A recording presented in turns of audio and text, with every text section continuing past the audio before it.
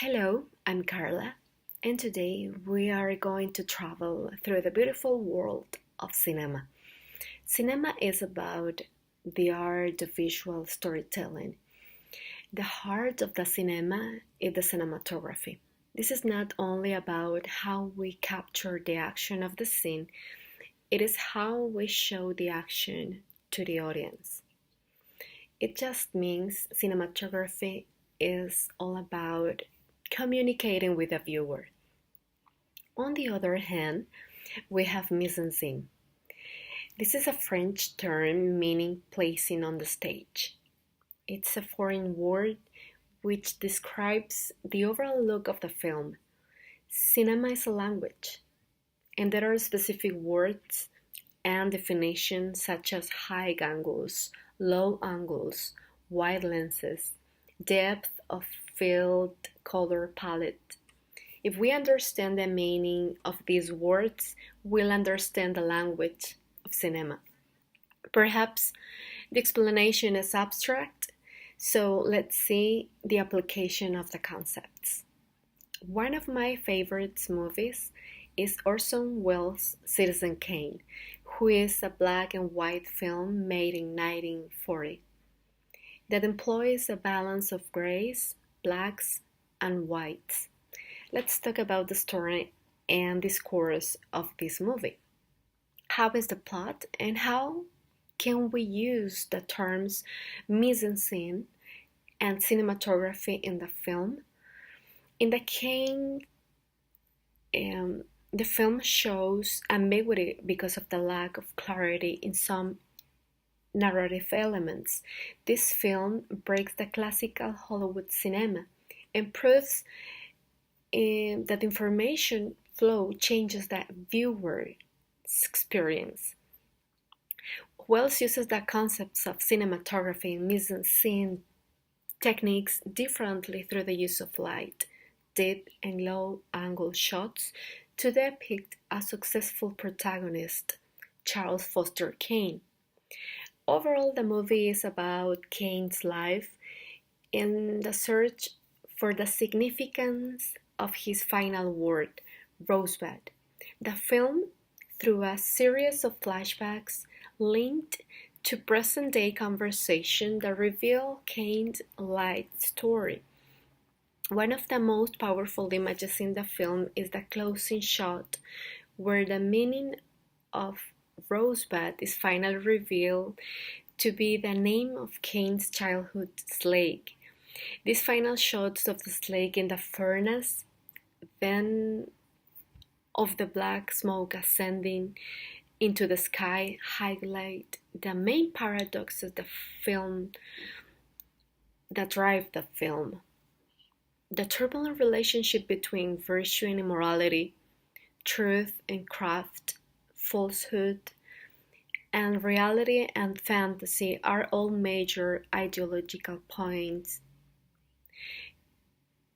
of conflict that make Citizen Kane such a brilliant work. I want to avoid the spoilers. You must see the movie. Now move on to the concepts of cinematography and mise-en-scène in Citizen Kane. In terms of cinematography, the frame defines the image for the viewer, and its function is determined by the context. In Citizen Kane, low angles shots of Kane convey his looming power, but the lowest angles occur at the point Kane's most disgracing defeat. Furthermore, Wells gives the viewer only the perspective that he wants. Our eyes see light rays reflected from the scene, and Wells uses the scale, depth, and spatial relations between parts of the scene beautifully. Through the mise-en-scène techniques, Wells presents a protagonist like a dominant figure, as we see it in this shot, and reflects the protagonist's emotional state, evoking a profound message. People's dreams may come true, but not necessarily bring happiness in their lives. The scene following Kane's defeat in the election for governor takes great care using mise-en-scène techniques to add to the themes of the film. Wells uses lighting, deep, and low-angle shots to show Kane's isolation from the world. Through the use of light, Wells guides our attention to specific actions throughout the scene. In this shot, Kane walks out from the reality of what he has become. It's a much steeper high-angle shot than before, further isolating him.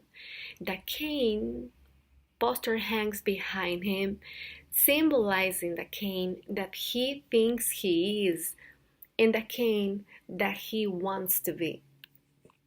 Let's see this shot when Jedediah, Kane's friend, and Kane are discussing the truth of elections.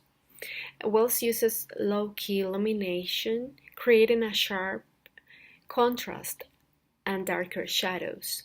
The shot is exceptionally dark, and there are light regions within the image.